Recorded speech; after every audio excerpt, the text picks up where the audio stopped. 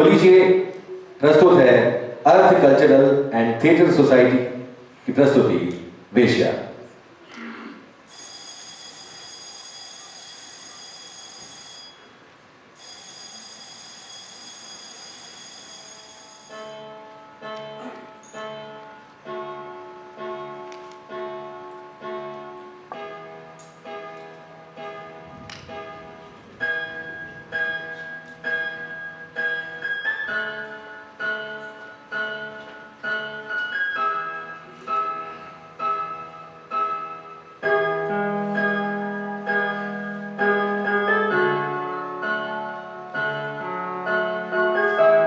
ये कैसा शब्दों का माया जाल बुन बुन कर तूने लिखा। मानव मन है मेरा, कोई मकड़ नहीं जो नाप सकूं। दया, क्या बात है? इतने परेशान लग रहे हो।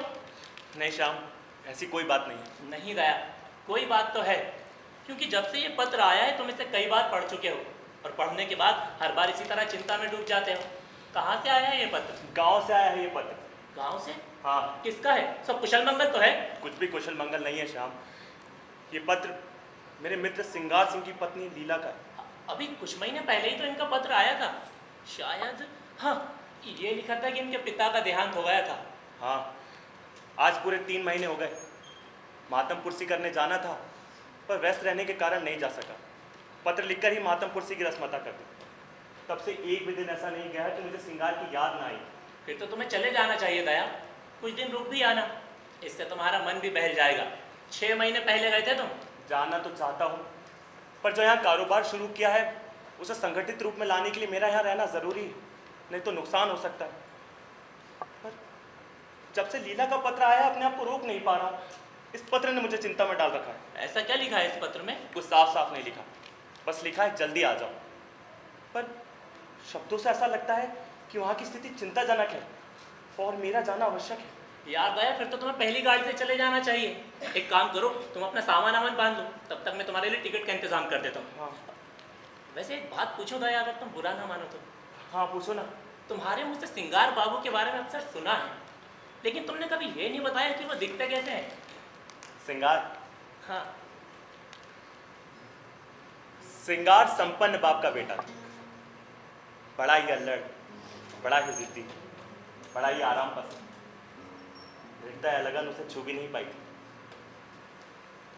बचपन में उसकी माँ का देहांत हो गया तो पिता ने उसको पालने में नियंत्रण की अपेक्षा प्रेम से ज़्यादा काम किया।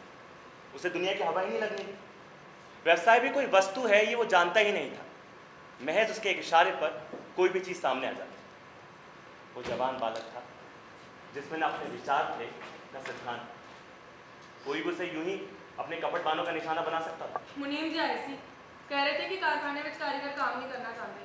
कारीगर काम नहीं करना चाहते तो नए कारीगर की भर्ती करा दो, और मुनीम जी से भी कह दो उनसे अपना काम नहीं आंदा है तो हम नया मुनीम देख लेंगे। पर तुझसे एक बार बोल दिया ना, बोल दिया। मुख्तारों और मुनीमों के दांव पे समझना उसके लिए लोहे के चने चबाना था। उसे किसी ऐसे समझदार और हितैषी मित्र की ज़रूरत थी जो ऐसे स्वार्थियों के हथकंडों से उसकी रक्षा कर सके। मुझ पर इस घर के बड़े बड़े एहसान थे। इस मित्र का हक अदा करने के लिए मेरा जाना आवश्यक है श्याम। ठीक है दया, तुम जाने की तैयारी करो। हाँ। मैं बाकी सारा इंतजाम कर देता हूँ। ठीक है।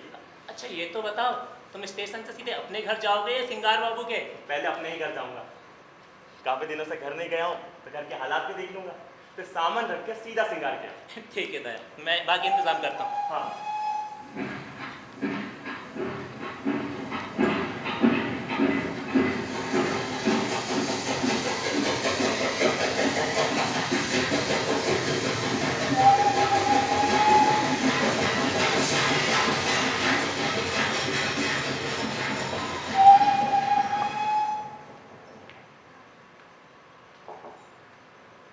सिंगार?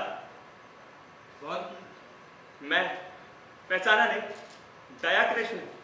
दया?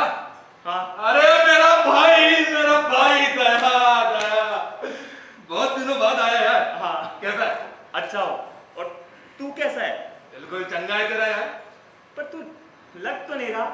क्यों? तेरे लंबी लंबी दाढ़ी थी, लंबे लंबे बाल तू तो सिख था यार, क्या हालत बना ली तूने अपनी।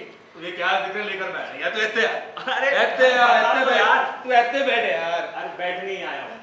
तू ये बता कि इस सरदार साहब के जाने पर ना तेरी आंख में आंसू है न कुछ दुख, ये विलासिता की मुस्कुराहट जरूर है। भाई ये विलासिता की मुस्कान की होती है। ये तेरी रेशमी कमीज और ये तेरे जूते, ये तो किसी महफिल से आ रहा था। महफिल से आ रहा है।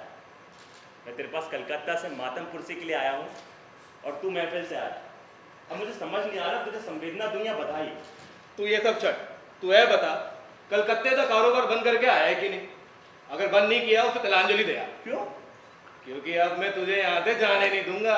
तू ऐसे काम करेगा मेरे नाम। यार बात मत बदल यार। सरदार साहब के समय कमरा कितना शालीन हुआ करता था। हाँ, फर्श थी, मसनद थी, अलमारी थी। अब ये दर्जनों गद्देदार सोफे हैं, कुर्सियां हैं, ये कालीन का फर्श, रेशमी पर्दे, ये बड़े बड़े आईने। यार वही श्रृंगार है या कोई और? तेनू मालूम तो है यार, सरदार साहब ने संचय दी धुन थी। हाँ, और तुझे उड़ाने की है। तेरी बहुत याद आती थी, तेरी जान कर। क्यों झूठ बोलता है यार? महीनों हो जाते थे और तुझे पत्र लिखने की तो फुर्सत नहीं थी, कहता याद आती थी। चल इसी बात पे एक खास चीज देता हूँ। क्या? अरे हैंड पा भाई, मैंने तो अपना कैडा बदल दिया। ए जिंदगी में रखा की है, हंसी खेल में जो वक्त कट जाए उसे गनीमत समझो। मैंने ये तपस्या त्याग की। अब आए दिन जलसे होंगे यहाँ पे, कभी दोस्तों की दावत, कभी दरिया दी से, कभी गाना बजाना, कभी शराब दे दो। भाई मैंने कहा लाओ कुछ दिन वो बाहर भी देख, हसरत क्यों रह जाएगी? आदमी ना संसार में कुछ भोगने के लिए आता है। ऐ जिंदगी के मज्जे हैं, जिसने ये मज्जे नहीं चखे उसका जीना व्यर्थ। की चाहिए भाई, बगल में माशूक हो, दोस्तों की मजलिस हो और हाथ में हो प्याला। ये मेरी सेहत का जाम, इनकार ना करियो, मैं तुम्हारी सेहत का जाम पीता हूँ। अरे श्रृंगार में शराब नहीं पीता। कहीं तो उनमें से तो नहीं तो शराब पीना पाप समझते हैं। नहीं नहीं, मैंने कभी शराब नहीं पी और इतना धर्मात्मा आदमी तो नहीं कि इसे पीना पाप समझूं, पर हाँ दुर्व्यसन जरूर समझता हूँ। चुप हो, आज के जमाने में कैसी गल्ला करता है? ले पकड़। अरे नहीं नहीं, अरे मैं पी शराब पी, नहीं, श्रृंगार। चुपचाप पी।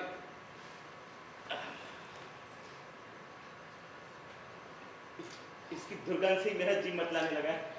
अगर मुंह में भी ले ली, मैं गले के नीचे नहीं उतार पाऊंगा। चिंता ना कर, मैं दिखाता हूँ। देख, पहला गुण छोटा सा, महीन पतला, धीरे धीरे बढ़ाते चलो भाई। देख, मुझे इस समय माफ कर, मैं कभी और पी लूंगा। और वैसे हाँ, तेरे साथ रहा ना तो 10-5 दिन में ये फन भी सीख जाऊंगा। एक बात बता, तू कारोबार भी देखता है कि इन्हीं सब चीजों में पड़ा रहता है? क्या जिक्र छेड़ दिया तूने यार। कारोबार के पीछे अपनी ये छोटी सी जिंदगी को तबाह नहीं कर सकता मैं। ना कोई साथ लाया है, ना कोई साथ ले जाए। यही जिंदगी का सत्य है। तू ही दस भाई, पापा ने मर मर कर धन संचय की हाथ लगा भाई, 50 तक पहुंचते पहुंचते चल बसे। उनकी आत्मा अब भी संसार के सुखों के लिए तरस रही होगी। ऐसे उत्थे पता नहीं कितने भाई, मर मर कर धन कमाने से अच्छा पाके मसे ना कहीं ज्यादा अच्छा है। कम से कम धन की चिंता तो नहीं सताती, और ये हाय हाय तो नहीं रहती कि मेरे मरने के बाद की होगा है? तो शराब पी यार, दिल हरा हो जाएगा, आंखें खुल जाएंगी। वो बाकी लोग बर्फ थोड़ा मिला दे, मैं खाली पी। बर्फ मंगाओ? मुझे नहीं पीना है श्रृंगार, मैं मना कर चुका हूँ यार। तेनू बिगाड़ना ना तेरी घेरत है। और तुझे भी अब नहीं पीनी चाहिए, तू भी बहुत पी चुका है। तेनू कैसे मालूम? तेरी दुर्गंध से। ए चंगा, कम से कम तेनू महकता अंतर तो मालूम है, पर शराब दी ना दुर्गंध नहीं होती, महक होती है। अच्छा ये दस, ब्याह कितना किन या कुंवारा है? अभी तक तो नहीं किया। क्यों? मैं तेरी जैसी किस्मत कहाँ, कारोबार जोड़ने में लगा रहा तो ब्याह नहीं कर पाया। तू बना रहा है मैनू। अरे नहीं, अरे तू बना रहा है अरे मैनू। नहीं, अरे कुड़ियों को देखकर तेरी धमनियों में 100 गुना तेज गति से खून दौड़ने लगता था। पता है तू बहुत ही संकोचमयी और डरपोक स्वभाव का है। इसी कारण तू बाहर से जितना बैरागी है अंदर से उतना रूपसक। नहीं यार, ऐसी कोई बात नहीं। अरे कुड़ियों के सम्मुख जाकर तू मौन हो जाता था, एक गालों पे लज्जा की लाली दौड़ जाती थी, आंखें झुक जाती, लेकिन तेरा मन खुद को उनके चरणों पर लौटकर समर्पित कर देने के लिए हो जाता था। वो अपने सारे दोस्त यार क्या कहते थे तुझे? हाँ, बूढ़े बाबा कहते थे। बूढ़े बाबा। कुड़िया भी तेनू अरसिक समझकर तुझसे उदासीन रहती थी। अरे नहीं यार, वो तो मेरी संकोची प्रवृत्ति के कारण मैं बात नहीं कर पाता था। इसी प्रवृत्ति के कारण तू अविवाहित। बोलो तू किसी कुड़ी नाल ना लंका तक एकांत में रेल यात्रा करे तो उससे एक शब्द भी नहीं बोल पाए, लेकिन कुड़ी स्वयं तेनू छेड़े तो तू अपनी जान भी उनको भेंट कर देगा भाई। तू कुछ भी कह रहा था। अरे मैं तो सच्ची कह रहा हूं मेरे भाई, तेरी प्यासी आत्मा नू ना शरबत या लेमनेट की आवश्यकता है, और उसमें शराब मिली हो तो ठीक है। तू आराम कर। शराब हो, शबाब हो, औरत हो, डायकृष्ण, लीला, ये तुम हो? मैं ही हूँ। थोड़े नाल कुछ गल करनी है, तुसी इत्थे सुनोगे? हाँ, आए।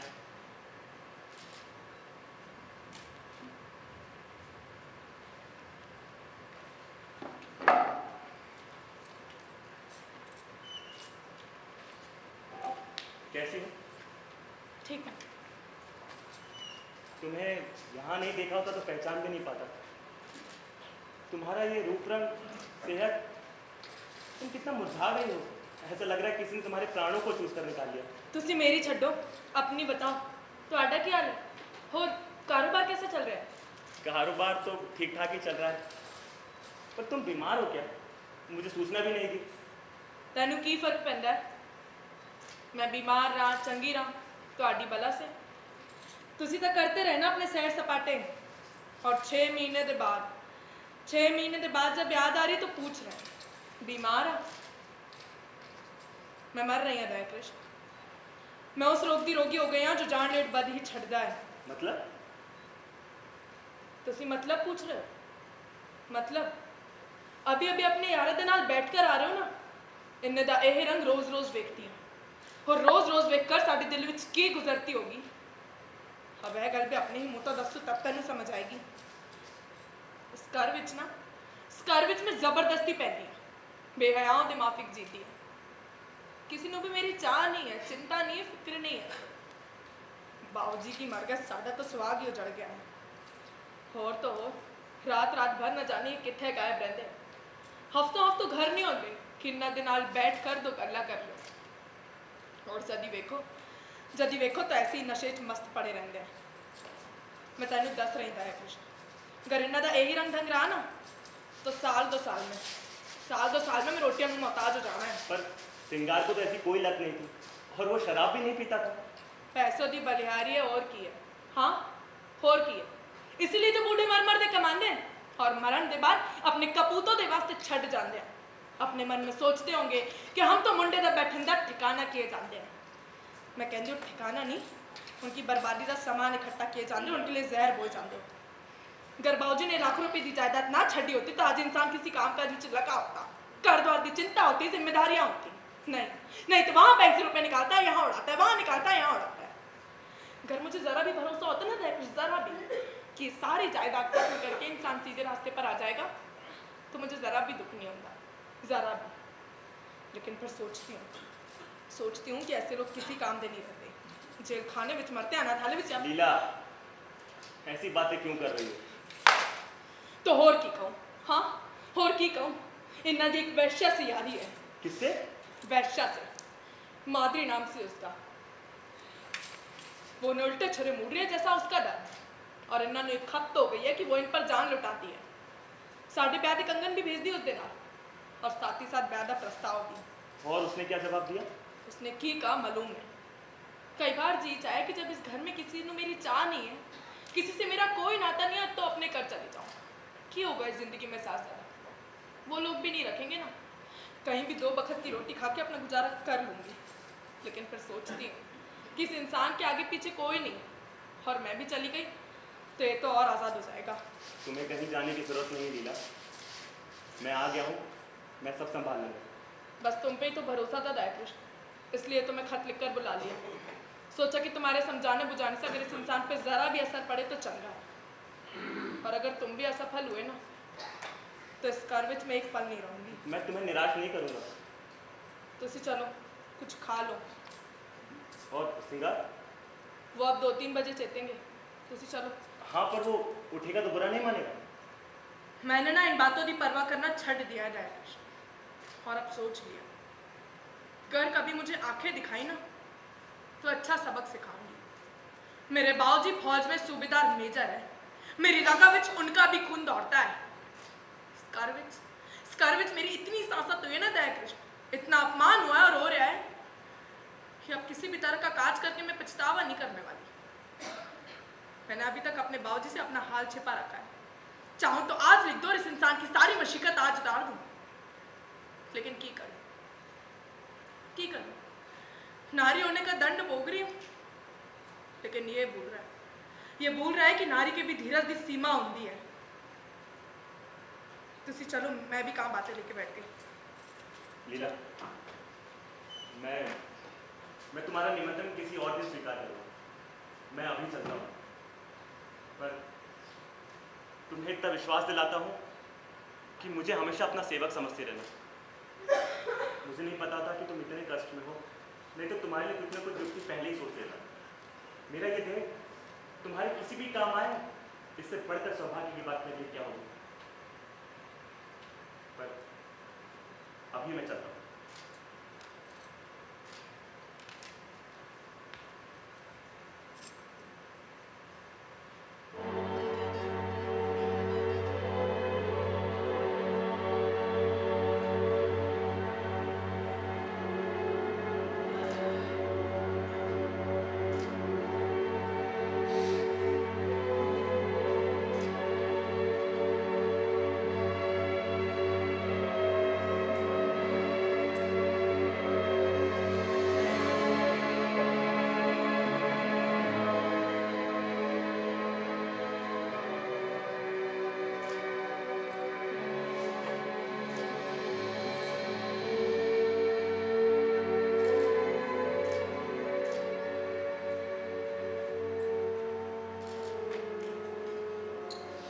लीला, मेरे संकोचमय अवरुद्ध जीवन में तुम ही एक ऐसी युक्ति हो जिसने मेरे मन को समझा और मुझसे सवाब सहृदय का व्यवहार किया। तभी से मैं मन से तुम्हारा उपासक हो गया। मेरे अनुभव शून्य हृदय में तुम नारी जाति का सबसे सुंदर आदर्श हो। मेरी प्यासी आत्मा को शरबत या लेमनेट की उतनी इच्छा नहीं, जितना कि ठंडे और मीठे पानी। तुम में रूप है, लावण्य है, सुकुमारता है, पर इन बातों की ओर मेरा कभी ध्यान नहीं गया। तुमसे ज्यादा रूपवती, लावण्यमयी और सुकुमार युक्तियां मैंने पार्कों में देखी। तुम में तो कोमलता, दया है, विचार है, केवल इन्हीं बातों की ओर मेरा आकर्षण है। और मेरे मन में तुम्हारे लिए आत्मसमर्पण के सिवा और कोई भाव नहीं। तुम्हारी किसी भी इच्छा का पालन करना मेरी सबसे बड़ी कामना थी, और मेरी आत्मा की तृप्ति के लिए इतना काफी। मैं आज इतना खुश हूं मानो विमान पर बैठकर स्वर्ग की ओर जा रहा हूं। मुझे जीवन में वो लक्ष्य मिल गया जिसके लिए मैं जी भी सकता हूं और मर भी सकता हूं। मैं आज एक महिला का विश्वास पात्र हो गया हूं। इस रत्न को कभी अपने हाथ से नहीं जाने दूंगा, चाहे मेरी जान ही क्यों ना चली जाए।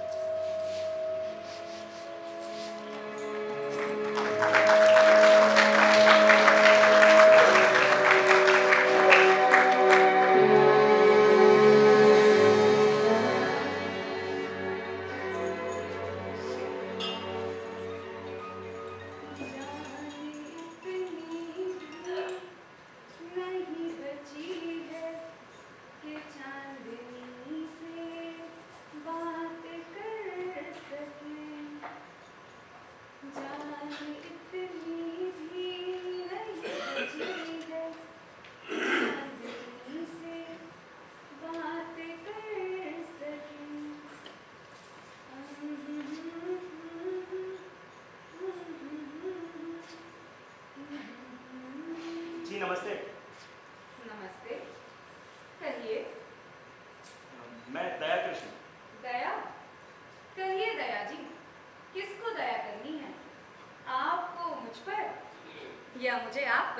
जी नहीं, मेरा नाम है दया कृष्ण। नाम है दया कृष्ण। करते क्या हैं आप?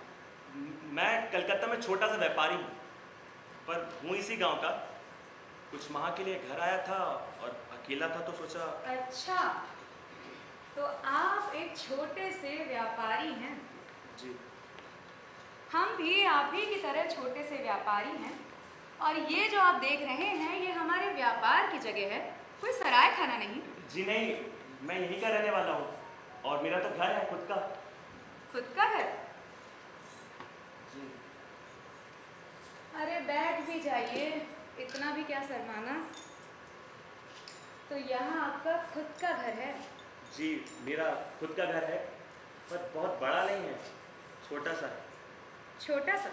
जी तो क्या मुझे अपने साथ ले जाने आए हैं? नहीं, आपको ले जाने नहीं आया हूँ, मैं यहाँ बात करने आना चाहता हूँ। सिर्फ बातचीत के लिए?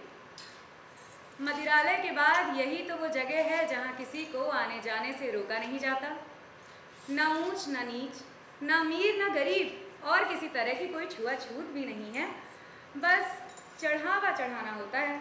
चढ़ावा तो नहीं है मेरे पास, और मैं सिर्फ बातचीत करने के लिए आना चाहता हूँ। सिर्फ बातचीत के लिए? तो भी चढ़ावा तो लगेगा ही। मैं तुमको अपना समय जो दे रही हूँ, वरना तुमसे अच्छा तो मैं किसी और के साथ अपना समय व्यतीत करूँ। देखिए, मेरे मन में जो था मैंने आपसे साफ साफ शब्दों में कह दिया, और इसे मेरी विनती समझिएगा। मैं यहाँ विनोद और वासना के लिए नहीं आना चाहता, सिर्फ मन की शांति के लिए। और मैं आपको वचन देता हूँ, मैं कभी आपको स्पर्श नहीं करूँगा, कभी नहीं छूऊंगा।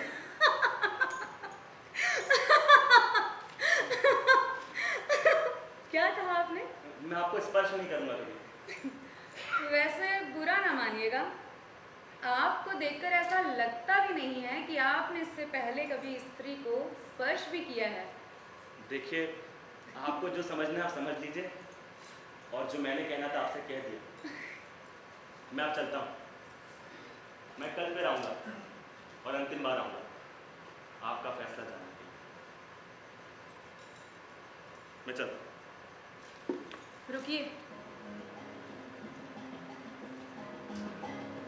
मेरे जीवन में आप पहले ऐसे इंसान हैं जिसने ऐसा कहा है, वरना यहाँ तो सब देवपूर्ति की कामना से ही आते हैं।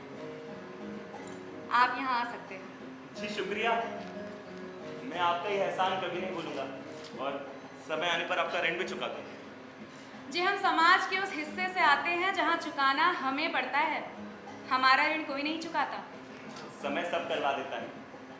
अच्छा, मैं चलता हूँ, नमस्कार, मैं अब कल आऊँगा।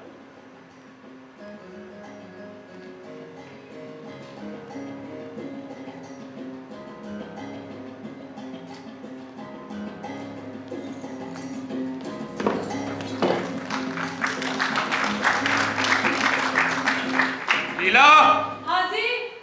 मेरी गाड़ी। हाँ, गाड़ी तुसी कितने जा रहे हो? दोस्त की दावत। दया बाबू भी होंगे ना? मालूम नहीं। 1 महीना हो गया, वो आए नहीं। सब चंगा तो है ना जी? कहा ना मालूम नहीं। छड़ी। जब उसको हमारी परवाह नहीं है तो हम क्यों करें उसकी परवाह। वैसे भी पहले दिन समझ आ गया था उसकी और मेरी बनेगी नहीं। वैसे सात्विक इंसान की आपसे बन भी कहाँ सकती है? आपके साथ तो सिर्फ बिगड़े दिल अय्याश और रशदी मिल सकते हैं। ठीक है, वो नहीं आए तो आप ही जाके उनकी टोल ले लेते, ना जाने किस साल में होंगे। मैं जाकर क्यों टोलूं उसकी? बोला वो है वो आए, बात कर दी है। पर तुसी एक बार रात को कार नहीं आऊंगा, खाना खा लेना और किवाड़ बंद कर देना।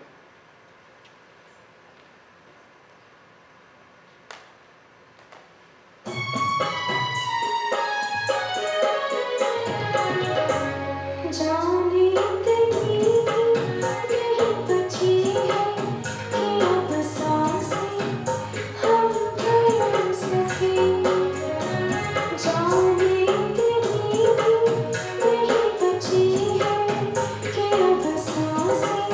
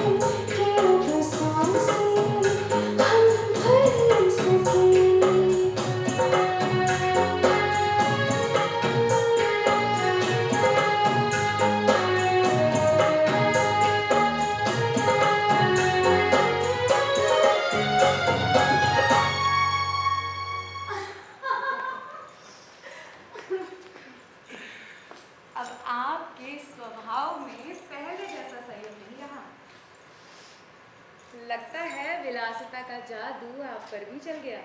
ऐसा क्यों कह रही हो तुम? आजकल रोज आना जाना जो होने लगा है आपका। अच्छा, अगर मैं आपको यहाँ आने से मना कर दूँ तो? मुझे तुमसे कुछ नहीं चाहिए माधुरी। मैं तो इसी में खुश हूँ कि तुम मेरी सेवाओं को स्वीकार करती। और अगर सेवा को ही अस्वीकार कर दूँ तो? तो मैं उसी तरह रूठ जाऊंगा जिस तरह अपनी प्यारी घोड़ी की मजदूरी को। अच्छा जी।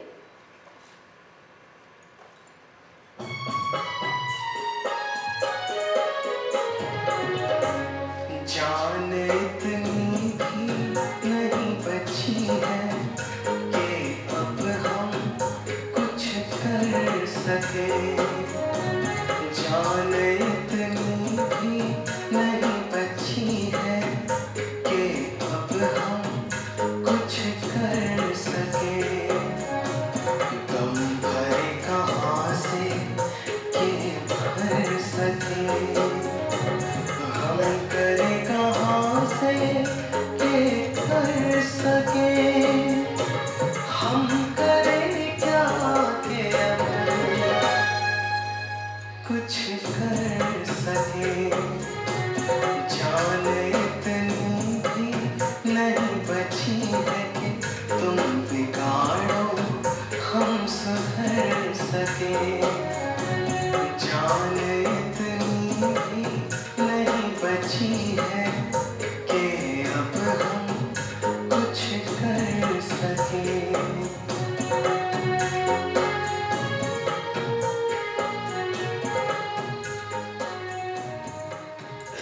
तुम्हारी जैसी प्रतिमा का उपासक होना मेरे लिए सौभाग्य की बात है और मैं इसी में प्रसन्न हूँ। तुम विनय की मूर्ति हो कृष्ण। मैं तो इस योग्य भी नहीं कि तुम्हें कुछ दे सकूं। मुझे योग्यता की नहीं, प्रेम की आवश्यकता है। मेरे पास केवल यही है तुम्हें देने के लिए। ये तो कुदरत का दिया उपहार है, किसी भी नौलखा से कीमती। पर ये मैंने चुराया है। जो किसी का मन चुराने का सामर्थ्य रखते हों, कुदरत उन्हें फूल चुराने के अपराध से बरी कर देती है मेरे कृष्ण। मैं अभी चलता हूँ। हाँ, मुझे कुछ काम है। मैं कल जल्दी आ जाऊँगा। वादा? वादा।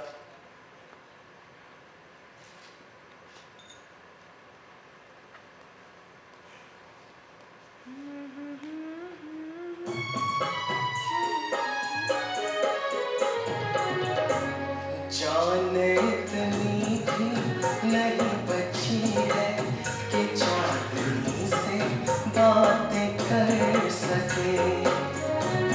जान इतनी भी नहीं बची है कि चांदनी से बातें कर सके। कि छत पर अब हम रातें कर सके। अब तुम्हारे बालों में पिरो सके। काश तुमसे लिपट गए हम रो सके। जान इतनी भी नहीं बची है कि अब सितारे हम बन सके। जान इतनी भी नहीं बची है कि चांदनी से बातें कर सके। तुम विलास की मूर्ति हो माधुरी, विनोद का एक यंत्र जिसकी क्रीड़ा का एक अलग ही आनंद होता है। विलास की मूर्ति, विनोद का यंत्र। मैं तुम्हें इस पिंजरे में कैद करके रखना चाहता हूं ताकि तुम जीवन भर मेरी ही रहो। कैद करके रखना चाहते हो? क्या हुआ? कुछ खोई खोई सी लगती है।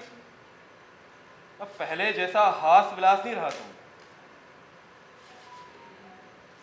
क्या कोई मुझसे भी ज्यादा अमीर मिल गया है तुम्हें? चलता हूं।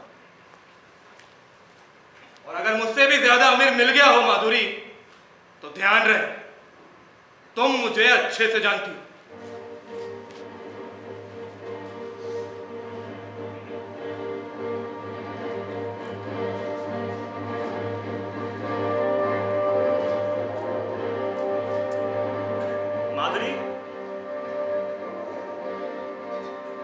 माधुरी,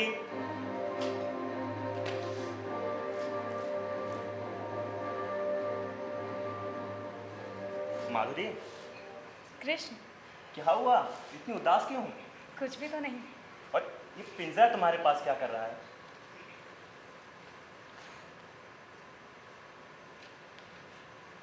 मेरे जीवन में अब तक जितने भी आदमियों से पाला पड़ा था, वो सब के सब दम्भी, ईर्ष्यालु और कोमल भावों से शून्य हैं।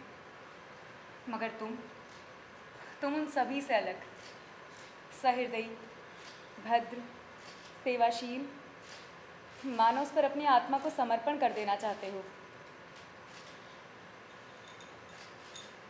ये तुम्हारे हाथ में क्या है? मेरे हाथ में कुछ नहीं है माधुरी। दिखाओ ना कृष्ण। नहीं, कुछ नहीं है। मैं कहती हूँ ना दिखाओ, तुम्हें मेरी कसम। दिखा भी दो। ये मैं तुम्हारे लिए लेकर आया था। मुझे मेरे जीवन का सबसे अनमोल खजाना मिल गया है, जिसे मैं बहुत एहतियात के साथ संभाल कर रखना चाहूँगी। जड़ाऊँ गहने अब मेरे लिए उतने मूल्यवान नहीं जितने इस फकीर की दी हुई तावीज़। एक फकीर की दी हुई तावीज़? हाँ, इस फकीर का दिया हुआ तावीज़। जड़ाऊँ गहने तो हमेशा मिलेंगे, मगर ये तावीज़ खो गई तो शायद ही फिर कभी मिले। जड़ाऊँ गहने मेरी विलास प्रवृत्ति को उत्तेजित करते हैं, मगर इस तावीज़ में ऐसी पवित्र शक्ति है जो मेरे अंदर सदनुराग और परिष्कार भावना को जगाती है। तुम कभी प्रेम प्रदर्शन नहीं करते, कभी विरह के राग नहीं लापते, पर फिर भी मुझे तुम पर पूरा विश्वास है। तुम्हें मेरा प्रेम बनावटी तो नहीं लगता? बिल्कुल भी नहीं। मुझे औरों के प्रेम में बनावट का आभास होता है, मगर तुम्हारे प्रेम में नहीं।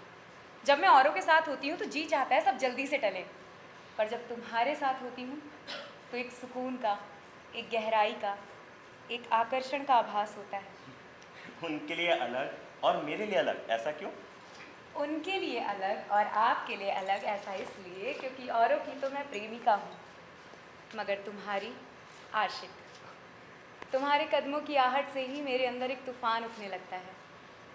ये प्रेम का तूफान है माधुरी, अपने साथ बवंडर लेकर आता है। बवंडर? हाँ। मेरे जीवन की तो ये नई अनुभूति है कृष्ण।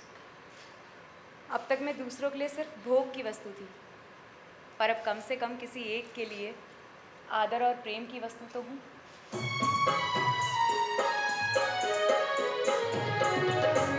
जाने इतनी नहीं बची है कि शाम रंग में हम ढल सके। जाने इतनी नहीं बची है कि शाम रंग में हम ढल सके। शाम ढलने की गुनगुनाए कभी देवी सीटी बजाए, हाथों में खींचा तुम्हारे और क्या मिटाए। जाने इतनी नहीं बची है कि अब हमारे हम बन सके। जाने इतनी नहीं बची है कि शाम रंग में हम ढल सके।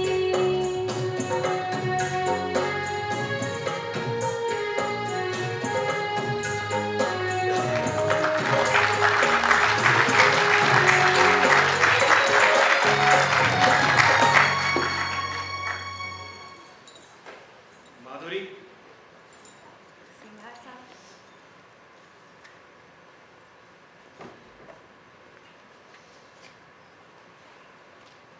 तो वो आया था वो कौन?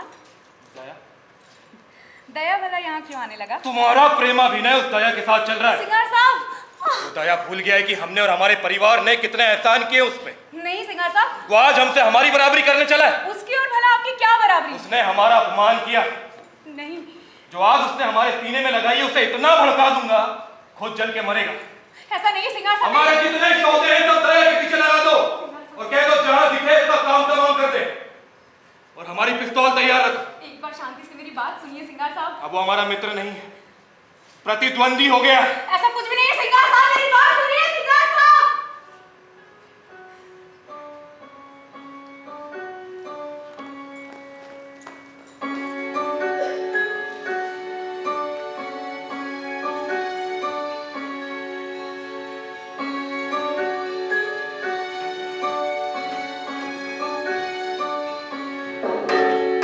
कोरे कोरे छोटे थे ये लम्हे जो साथ भी चलते रहे चेहरा थी वो किसी में किसी में खुशबू किसी में आवाज थी कहीं सांस थी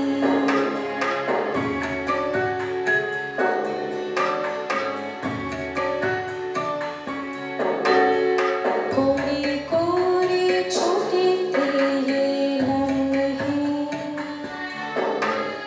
जिंदगी भर सलते रहे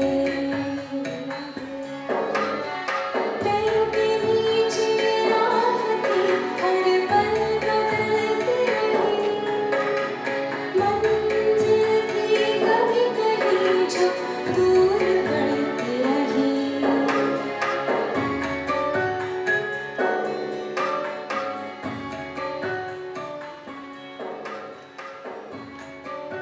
कृष्ण, तुम यहाँ ना आया करो।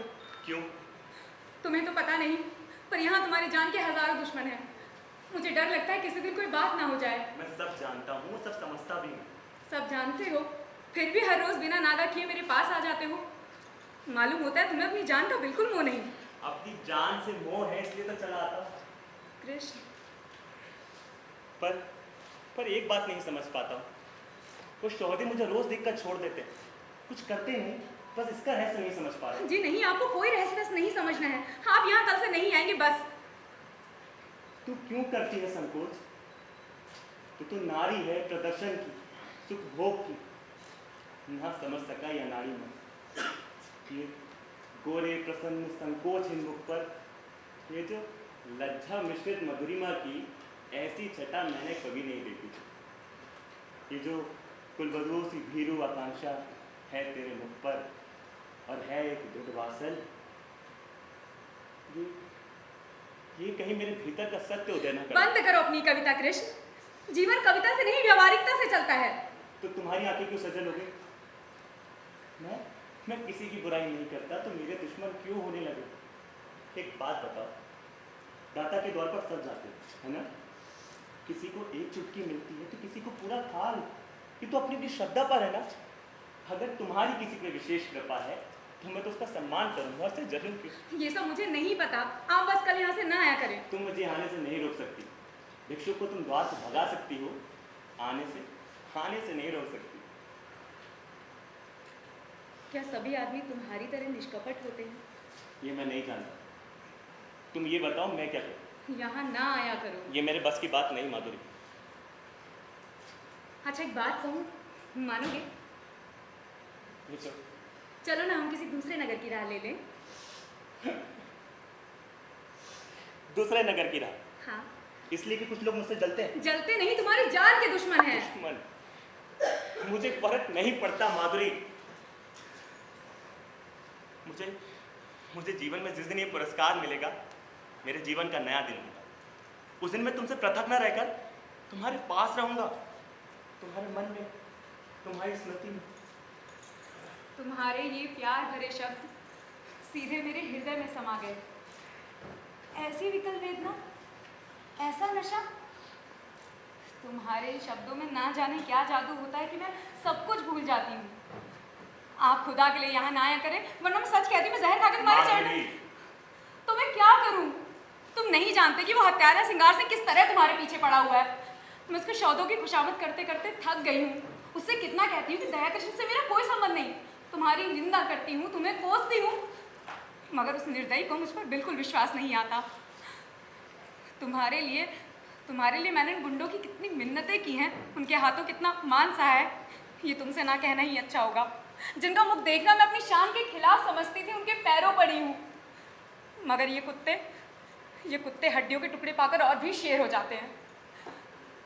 मैं तुमसे हाथ जोड़कर कहती हूँ कृष्ण कि चलो ना यहाँ से कहीं बहुत दूर, वहाँ हम शांति के साथ रहेंगे। मैं तुम्हारे साथ सब कुछ झेलने के लिए तैयार हूँ, और आज मैं तुम्हें इसका निश्चय करे बिना जाने भी नहीं दूंगी। मैं जानती हूँ कि तुम्हें मुझ पर अब भी विश्वास नहीं। माधुरी, तुम्हें संदेह है ना? कि मैं तुम्हारे साथ कपट करूंगी? नहीं नहीं, मुझे ऐसा नहीं लगता कि तुम मेरे साथ कपट करोगी। मैं तो पहले दिन ही समझ गया था कि तुम अपनी बहनों से अलग हो। मैंने तुम में वो शील और संकोच देखा जो मैंने कुलवधुओं में देखा।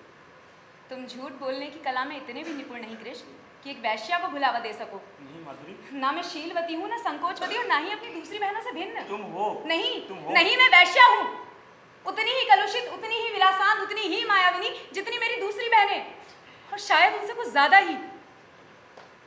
ना तुम अन्य पुरुषों की तरह मेरे पास भोग विलास की कामना से आए थे, नहीं, वरना यूं महीनों आते रहने पर भी तुम यूं अलिप्त ना रहते।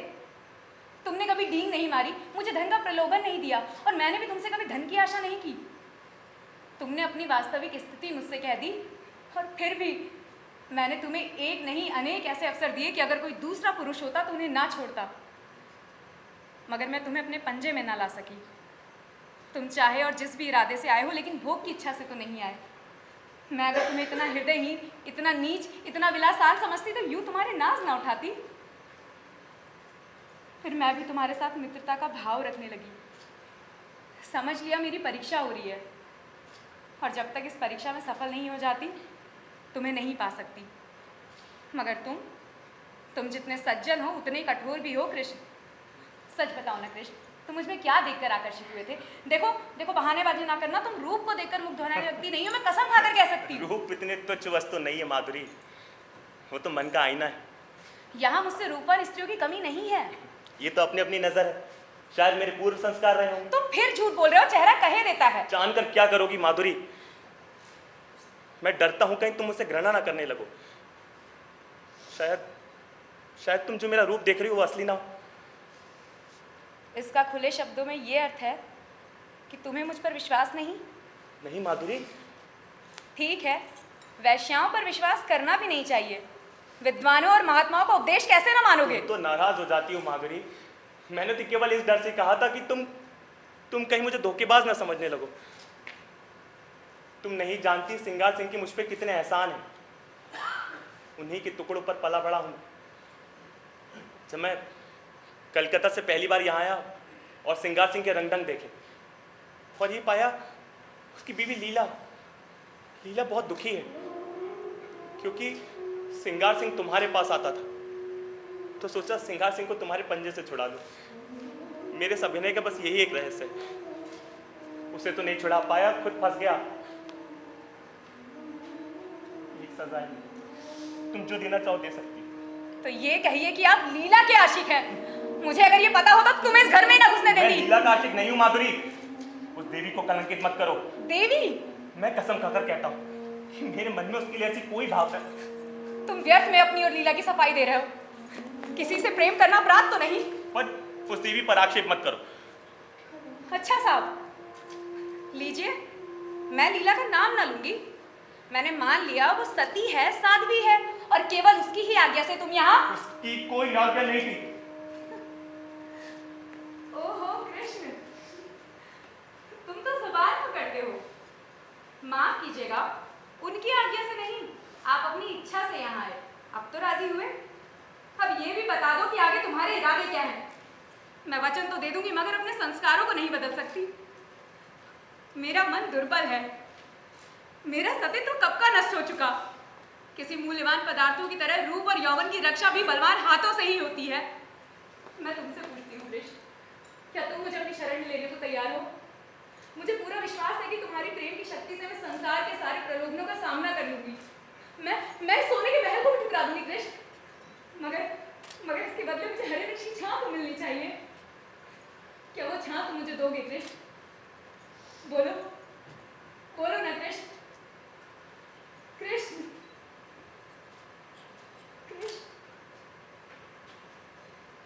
अगर नहीं दे सकते तो छोड़ दो मुझे। मैं अपने हाल में मगन हूँ, और मैं वचन देती हूँ कि मैं सिंगार सिंह से कोई संबंध नहीं रखूंगी।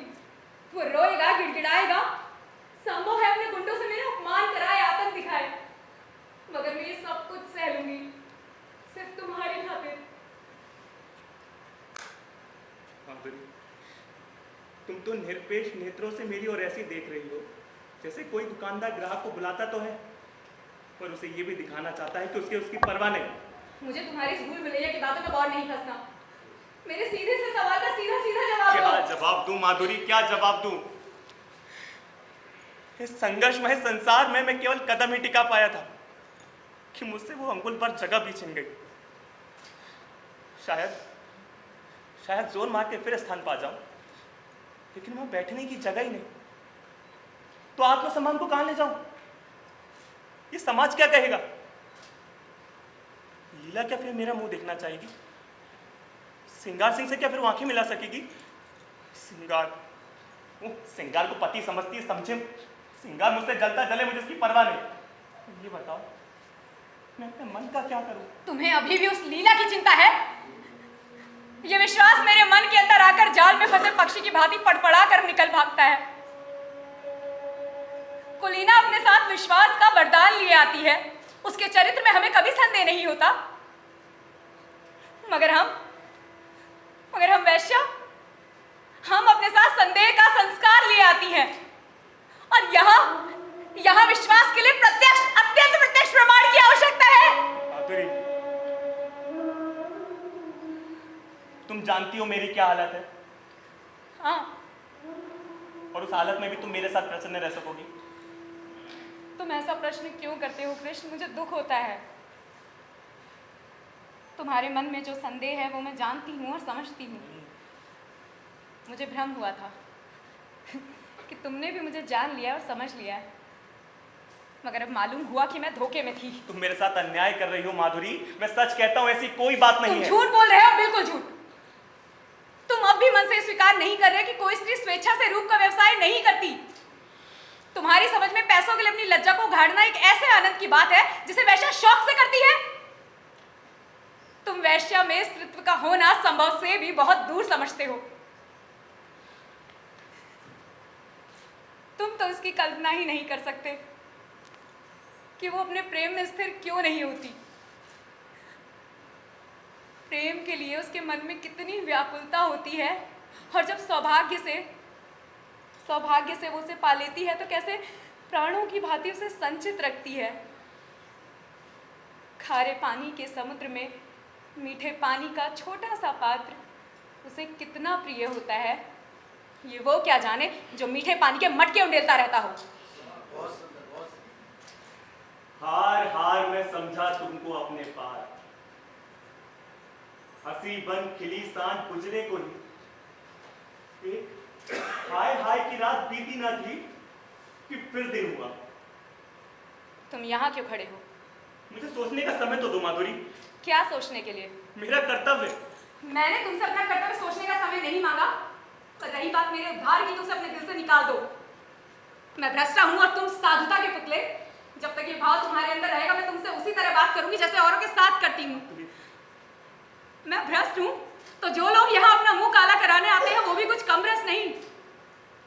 तुम जो अपने मित्र की स्त्री पर दांत लगाए हुए हो माधुरी, तुम जो एक सरला भला के साथ झूठे प्रेम का स्वाद करते माधुरी, हो, अरे तुम्हारे हाथों अगर मुझे स्वर्ग भी मिलता हो तो मैं सब ठुकरा दूं। उस देवी पे फिर आक्षेप किया तुमने। लीला पर आक्षेप किया सहाय है, क्यों? क्योंकि वो कुलवधू है और मेरे प्रेम का उपकार भी स्वीकार नहीं किया जा सकता क्योंकि मैं वैश्या हूं। आक्षेप नहीं कर रही, सच्ची बात कह रही हूं। तुम्हारे डर से बिल खोदने जा रही हूं। तुम स्वीकार करो या ना करो, तुम लीला पर मरते हो और तुम्हारी लीला तुम्हें मुबारक। मैं अपने सिंगार सिंह में ही प्रसन्न हूं। उद्धार की लालसा नहीं रही, पहले जाकर अपना उद्धार करो और अब से खबरदार भूल करके यहां मत आना, वरना बहुत पछताओगे। तुम जैसे रंगे हुए पतितों का उद्धार नहीं करते। अरे उद्धार वही कर सकते हैं जो उद्धार के अभिमान को अपने हृदय में ही नहीं आने देते। जहां प्रेम है वहां किसी तरह का भेद नहीं रहता। माधुरी, तुम अब तक यहीं खड़े हो, चले जाओ यहां से, वरना मजबूरन मुझे तुम्हें धक्के मार के निकलवाना पड़ेगा।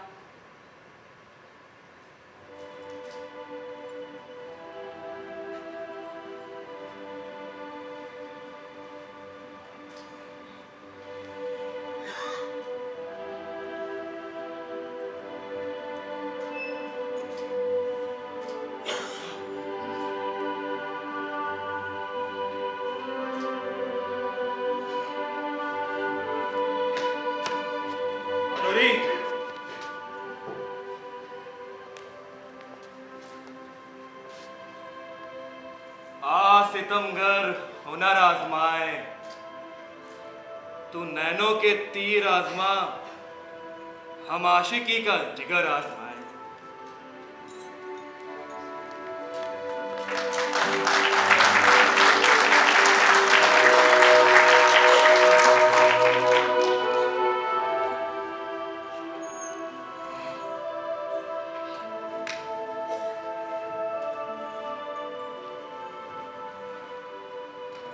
चलता हूं माधुरी।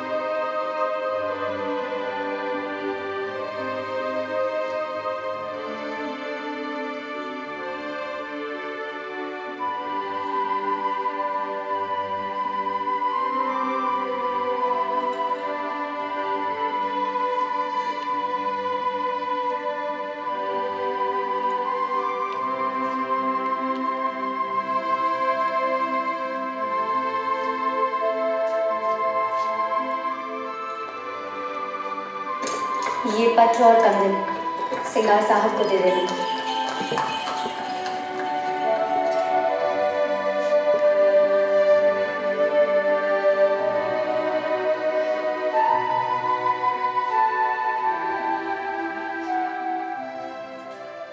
मुझे नहीं पता था कि माधुरी मेरे साथ ऐसा व्यवहार करेगी।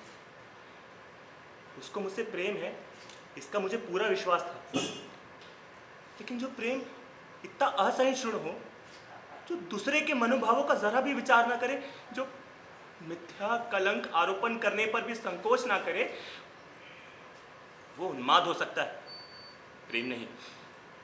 मैंने अच्छा किया कि माधुरी के कपट जाल में नहीं फंसा, नहीं तो ना जाने मेरी क्या दुर्गति होती।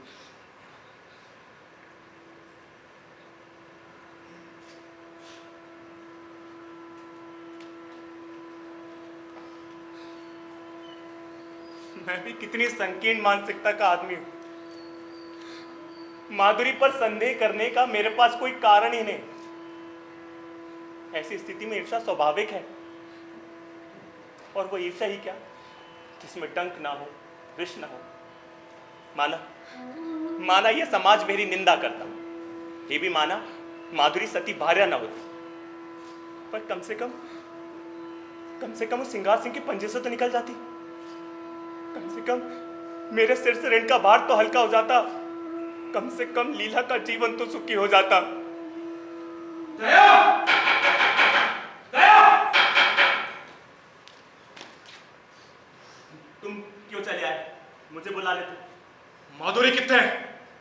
माधुरी? हाँ माधुरी जरूर तेरे घर आई होगी। माधुरी यहाँ क्यों आने लगी? माधुरी यहाँ नहीं है सिंगार। इन बहानों से काम नहीं चलेगा दया। मैं तेरा खून पी जाऊंगा। सच सच बता, कहाँ है माधुरी? माधुरी यहाँ नहीं है सिंगार, मैं तुझसे कह चुका हूँ, मेरा विश्वास कर। और 2 दिन से तो मैं खुद घर से नहीं निकला हूँ। रात को मैं उसके घर था, सुबह उसके ये कंगन और पत्र मिला, मैं उसी वक्त उसके घर दौड़ा। उसका पता नहीं था। नौकरों से इतना मालूम हुआ तांगे पर बैठकर कहीं गई है। कहाँ गई है कुछ पता नहीं। जब तक तेरे घर की तलाशी ना ले लो चैन नहीं मिलेगा। माधुरी! माधुरी! मैं कह चुका हूँ यहाँ नहीं है। कितनी बेवफा और मक्कार जात निकली।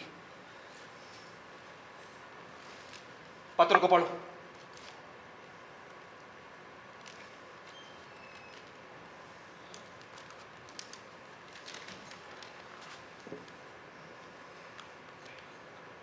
सिंगार साहब, मैं कुछ दिनों के लिए यहाँ से जा रही हूँ। कब लौटूंगी नहीं जानती। कहाँ जा रही हूँ नहीं जानती। जा इसलिए रही हूँ बेशर्मी और बेहयाई की जिंदगी से मुझे घृणा हो रही है, और घृणा हो रही उन लंपटों से जिनके कुत्सित विलास का मैं खिलौना थी और जिनमें तुम मुख्य हो। तुम महीनों से मुझ पर सोने और रेशम की वर्षा कर रहे हो, मगर मैं तुमसे पूछती हूँ कि उससे लाख गुने सोने और 10 लाख गुने रेशम पर भी क्या तुम अपनी बहन या स्त्री को इस रूप के बाजार में बैठने दोगे? कभी नहीं। उन देवियों में कोई वस्तु है जिसको तुम संसार भर की दौलत से भी मूल्यवान समझते हो, और जब तुम शराब के नशे में चूर अपने शरीर के एक एक अंग में काम का उन्माद भरे आते थे, तो कभी ध्यान आता था कि तुम उस अमूल्य वस्तु को किस निर्दयता के साथ कुचल रहे हो? कभी ध्यान आता था कि अपनी कुल देवियों को इस अवस्था में देखकर तुम्हें कितना दुख होता? कभी नहीं। ये उन गीदड़ों और गिद्धों की मनोवृत्ति है जो किसी लाश को देखकर जमा हो जाते हैं और उसे नोच नोच कर खाते हैं। ये समझ रखो, कोई नारी अपना बस रहते पैसों के लिए खुद को समर्पित नहीं करती। यदि वो ऐसा कर रही है तो समझ लो उसके लिए कोई और आश्रय, कोई और आधार नहीं। मगर पुरुष वो तो इतना निर्लज्ज है कि उसकी दुर्वस्था से अपनी वासना को तृप्त करता है, और इसी के साथ इतना निर्दयी कि उसके माथे पर पतिता का कलंक लगाकर उसे उसी दुर्वस्था में मरते देखना चाहता है। क्या वो नारी है? क्या नारीत्व के पवित्र मंदिर में उसका कोई स्थान नहीं? मगर तुम तो उसे उस मंदिर में घुसने ही नहीं देते। उसके स्पर्श मात्र से मंदिर की प्रतिमा भ्रष्ट हो जाएगी। खैर, पुरुष समाज चाहे जितना अत्याचार कर ले, हम असहाय हैं और आत्माभिमान को खो बैठी हैं, लेकिन बड़े गौर से क्या पढ़ रहे हो? ये सब कुछ वही है जो तुमने सिखाया है। अरे यही करने तुम उसके यहाँ जाते थे। दया, मैं तुझसे पूछता हूँ, तुझे मुझसे इतनी जलन क्यों होती? मुझे तुझसे कोई जलन नहीं है सिंगार। मैंने तेरे साथ कोई बुराई नहीं की थी दया।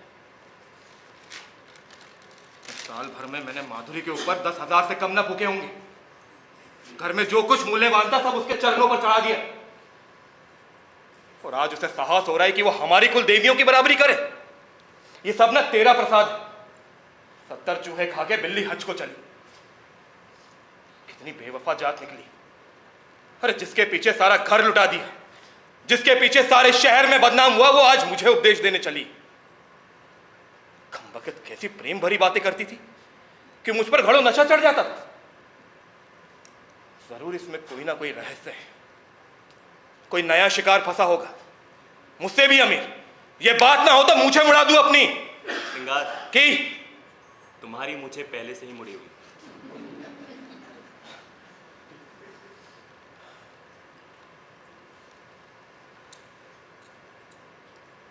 तुम्हारा ये बेसरो सामान घर, ये फटा फर्श, ये टूटी फूटी चीजें, ये सब देखकर तुम पर दया आती है दया। अभी तो तुम चोटिल बने घूम रहे थे, तिलमिलाते हुए माधुरी माधुरी। अब तुम्हें मेरा घर का सामान भी दिखने लगा। हाय, चोट और चोट की तिलमिलाहट इतनी थी कि जवाब देने के लिए ईंट पत्थर ढूंढ रहा था, पर अब चोट ठंडी हो गई, दर्द घनीभूत हो रहा है। दर्द के साथ साथ सौहार्द भी जाग रहा है। जब आग ही ठंडी हो गई तो धुआं कहां से उठेगा? अच्छा सच बताना, तुमसे भी प्रेम भरी बातें करती थी? प्रेम भरी बातें? मैं तो खाली उसकी सूरत देखने जाया करता। सूरत देखकर ही तो दिल पे काबू नहीं होता दया बाबू। ये तो अपनी अपनी रुचि। पर है तो वो मोहिनी, देखते ही कलेजे पर छुरी चल जाती थी। मेरे कलेजे पर तो कभी छुरी नहीं चली। मेरा मन करता था कि उसके पैरों पर पड़ा रहा। इसी शायरी ने अनर्थ किया है दया। तुम्हें पता है, तुम जैसे बुद्धुओं को किसी देहातीन से शादी करके रहना चाहिए। चले थे वेश्या से प्रेम करने, निकली बेवफा मक्कार। तुमने उससे वफा की आशा की, मुझे तो इसी बात का अफसोस है। तुमने वो दिल नहीं पाया था, तुमसे क्या कहूं। खैर, पत्र में उसने बातें तो सच्ची लिखी है। सौंदर्य को बाजारू वस्तु समझना कोई बहुत अच्छी बात नहीं है। जब स्त्री अपना रूप बेचती है ना, तो उसके खरीदार भी निकल आते हैं। और वैसे भी यहाँ कितनी जातियां जिनका यही पेशा है। और ये पेशा चला कैसे? स्त्रियों की दुर्बलता से। नहीं, मैं समझता हूं बिस्मिल्लाह पुरुषों ने की। 2 बज गए और मैं यहां पर हूं। अच्छा, आज शाम को मेरे यहाँ खाना खा, जरा इस विषय पे विस्तार से बातें हो। अभी तो माधुरी को ढूंढ निकालना है, वो है इसी शहर में। वो बुढ़िया नायिका अपना सर पीट रही थी, उस्ताद जी अपनी तकदीर को रो रहे थे, ना जाने कहाँ जाकर छुप गई। सिंगार की मेरे तरफ से तो तुम्हारा मन हल्का हो गया ना? हुआ भी और नहीं भी।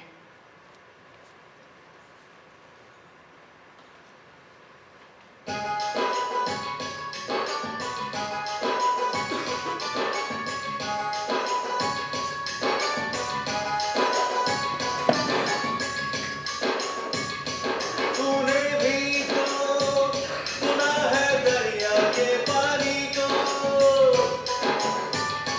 फूलों से महकती मोहब्बत की कहानी को, ये लफ्जों की ज़बानी सब सच नहीं होती, समंदर की लहरें किसी के बस नहीं होती। माधुरी, माधुरी,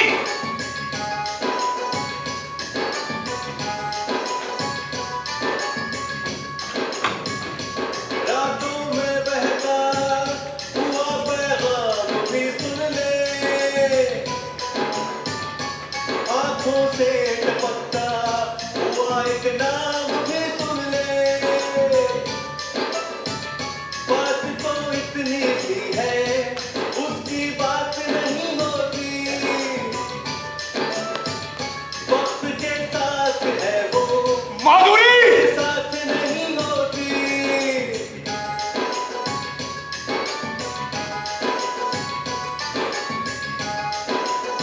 माधुरी, माधुरी! बस में इतना है कि तेरा नाम ना लूं मैं, रहूं साथ तेरे मैं, पर सरेआम ना लूं मैं। हमारे जितने सौदे हैं सबको लगा दूं माधुरी के पीछे। ये यादें भी तो बस याद नहीं रहती, साथ हंसती रोती है पर साथ नहीं रहती।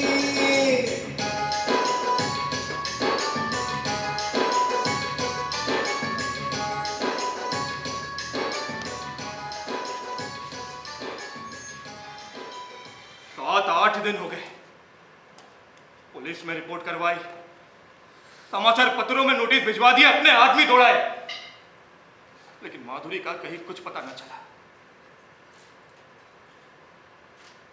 अब तो लगता है वो महफिल फिर गर्म नहीं होगी। मेरे दोस्त यार भी आते हैं और हाजिरी देकर अपना सा मुंह लेकर लौट जाते हैं। मेरे पास उनके साथ गपशप करने का समय नहीं है। कितनी गर्मी है यहाँ पर, घस के टाटे और पंखा कुछ भी काम नहीं कर रहा।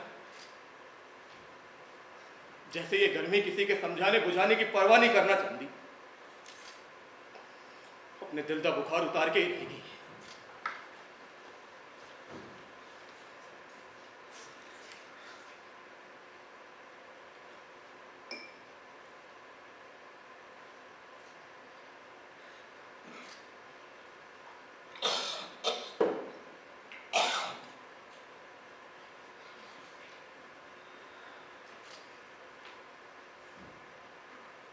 माधुरी की बेवफाई ने मेरे आमोदे हृदय को इतना आहत किया है कि अपना जीवन सा बेकार मालूम होता है।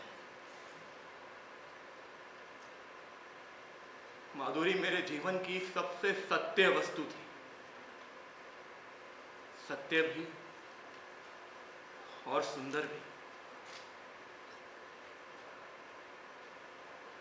मेरे जीवन की सारी रेखाएं इसी बिंदु पर आकर जमा हो जाती थी। वो बिंदु एकाएक पानी के बुलबुले की भांति मिटती जा रही है। अब वो सारी रेखाएं, वो सारी मृदु स्मृतियां, वो सारी भावनाएं उस छल्लाते हुए मधुमक्खियों की तरह बनबनाती फिरती है, जिनका छत्ता जला दिया।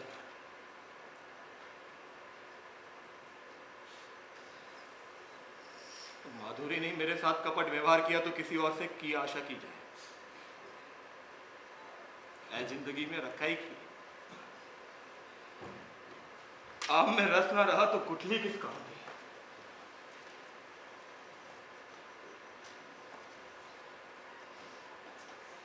वीत राग सी हो गई हूँ, ना किसी शौक से वास्ता, ना वास्ता उनसे, ना चाहे अब कुछ और। इतना है योद आसमान।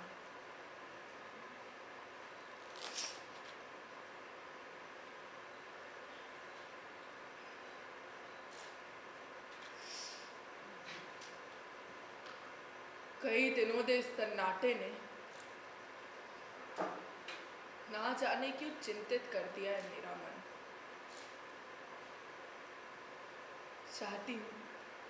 चाहती हूं कि कुछ पूछूं,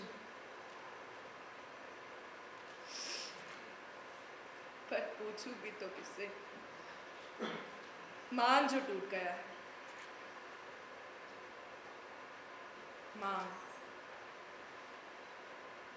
मान ही किस बात का बाबली। मान तो तब करे ना कि जब कोई मान राखे। मान अपमान से प्रयोजन नहीं। नारी क्यों,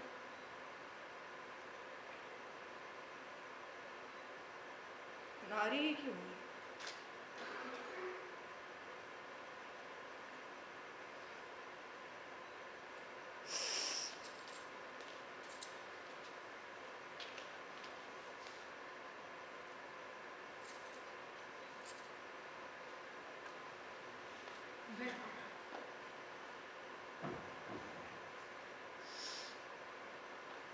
मेरे मुंह तो ताला डाल दिया गया, पर की करूं, बिना बोले राह नहीं जाना।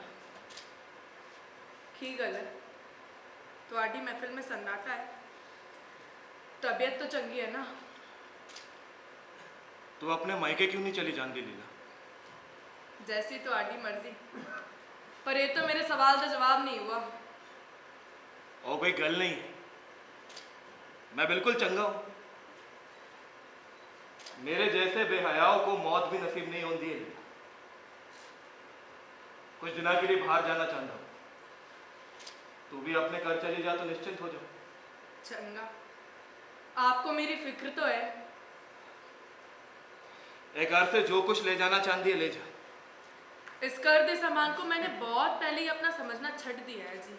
मैं नाराज होकर नहीं कह रहा हूं लीला, ना जाने कब लौट। तू ऐसे घर में अकेली कैसे रहेगी? साडा ब्याह इस कर दे सामान से नहीं, तुहाडे नाल हुआ है। जहाँ तुसी रहोगे वहाँ मैं भी रह लांगी।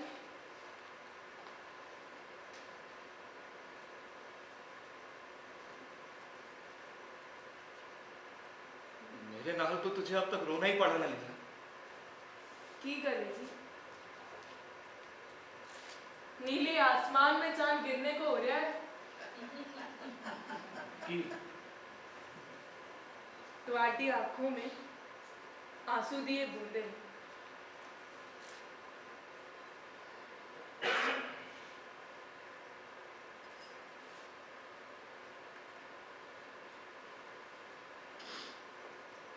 मैं तेरे लायक नहीं हूं लीला। कितने दुख दिए मैंने तेरे, कितना अपमान सहा है तूने मेरे कारण। तू मैंने ठुकरा दे लीला, ठुकरा दे। महीना दी शुद्धाग्नि में जलते बाद अत्र दा एक दाना पाकर मैं उसे टुकरा दूं? ना जी, उससे पेट नहीं भरेगा, कुछ भी नहीं होगा। लेकिन फिर भी मैं उसे ठुकरा दूं, ये मेरे बस की बात है जी। मैं तो तुहाडी हां, तुसी हसाओगे हंस लांगी, रुलाओगे रो लांगी। रखोगे, रहलागी, निकाल दोगे ना तो भी रवांगी। साडा कर तुम हो जी, साडा धर्म तुम हो। चंगिया तो तुम्हारे लिए और बुरिया तो भी तुम्हारे लिए।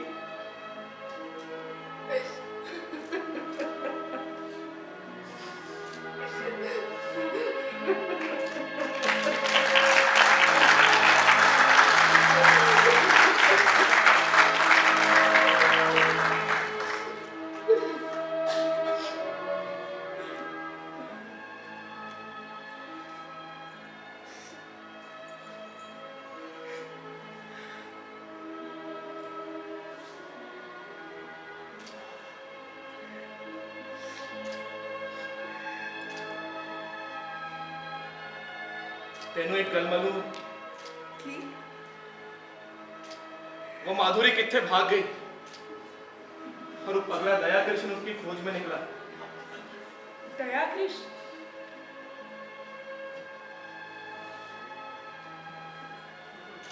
लीला, मुझे हमेशा अपना सेवक समझते रहना। मुझे नहीं पता था कि तुम इतने कष्ट में हो, नहीं तो तुम्हारे लिए कुछ ना कुछ युक्ति जरूर सोच लेता।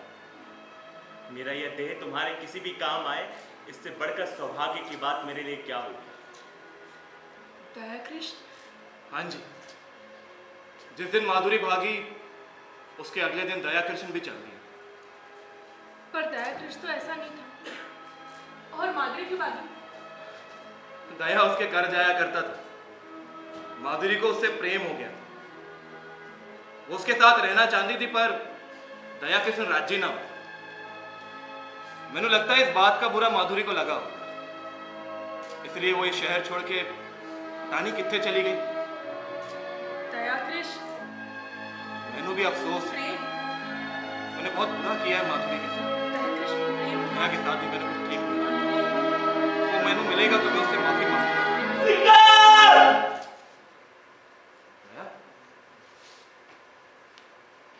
दया? की हाल बना रखा है तू? दया क्यों? कृष्ण की गलत दसो। क्या हुआ?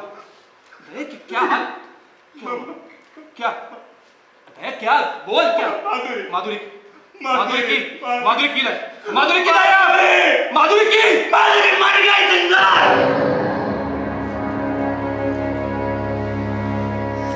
माधुरी मर गई।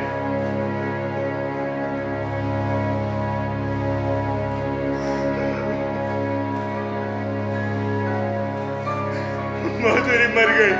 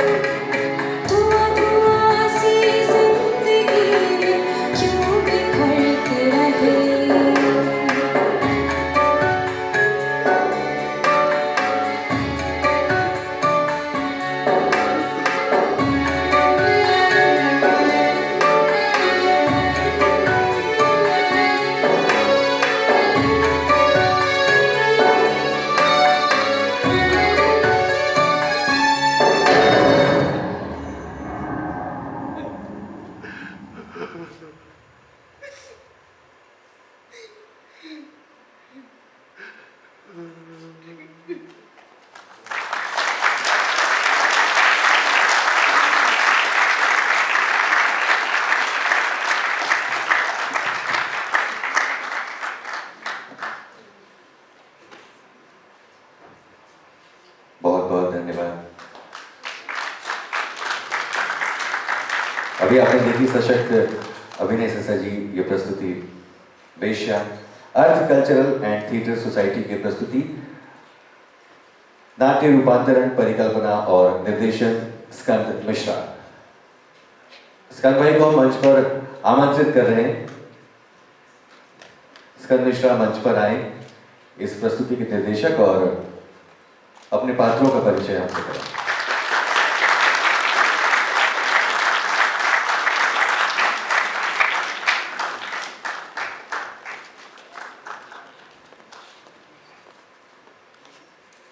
पात्र से पहले मैं बैक स्टेज का परिचय करवाना चाहूँगा आप लोगों का। रूप सज्जा शराफत अली,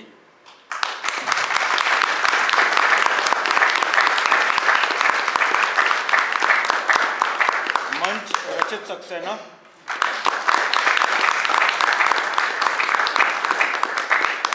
मंच सामग्री और मंच व्यवस्थापक थे मोहित मैना,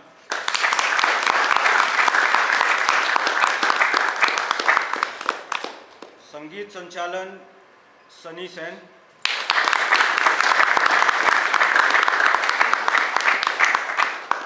गीत मानस भारद्वाज के लिखे हुए थे। मैंने गाया है पूर्वी फर्नेस, प्रभात श्रीवास्तव और संदीप शर्मा।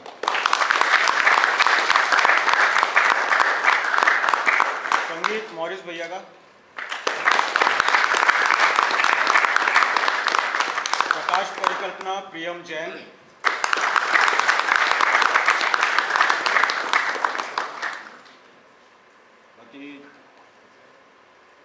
माधुरी मुस्कान दुबे,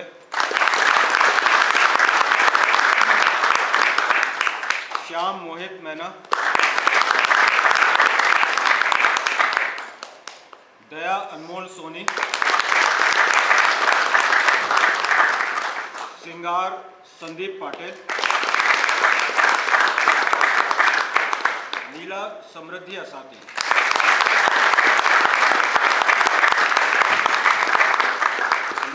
दर्शकों की ओर से कहना चाहूँगा कि मैं पिछले करीब 20-25 वर्षों से भोपाल में लगातार नाटक देख रहा हूँ, पर इस नाटक का सही सम्मान और सही प्रशंसा के लिए मैं आप सभी से रिक्वेस्ट करता हूँ कि आप मेरे से खड़े होकर दोनों हाथ से जोरदार ताली दें।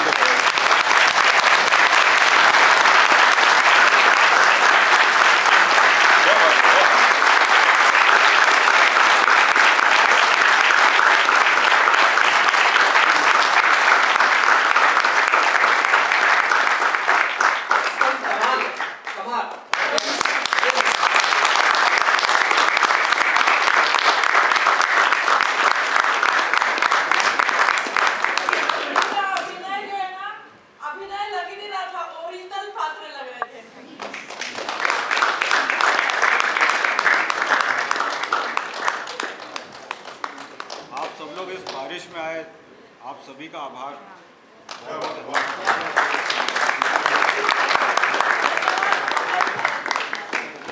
इस प्रस्तुति से जुड़े सभी कलाकारों और खास तौर पर निर्देशक स्कंद मिश्रा को बहुत बहुत शुभकामनाएं, बधाई इस शानदार प्रस्तुति के लिए। हम बताना चाहेंगे कि संस्था की आगामी प्रस्तुति बैकलेन है, जिसका मंचन जल्द ही किया जाएगा और उसकी सूचना आप तक पहुंच जाएगी। बहुत बहुत धन्यवाद, आभार, नमस्कार, शुभ रात्रि। मैं नीचे आ जाती हूँ। अरे नहीं बच्चे